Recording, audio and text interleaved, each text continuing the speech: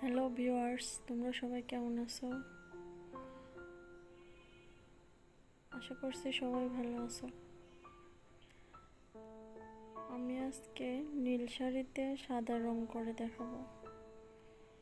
আমি অ্যাক্রামিনের সাদা কালার নিয়েছি, তোমরা চাইলে রেডি কালারও দিয়ে করতে পারো।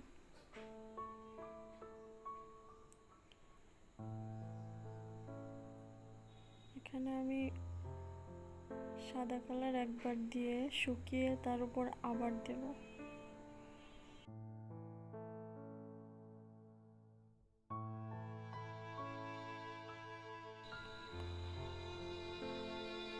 তো আমি সবগুলো কাপড়ে এখন ফুল আঁকিয়ে নেব।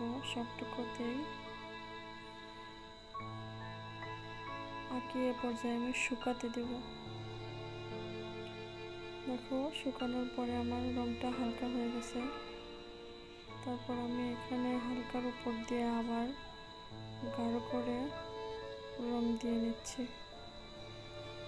ওই পাশে দেখো, আমি একটু কালারও ইউজ করেছি।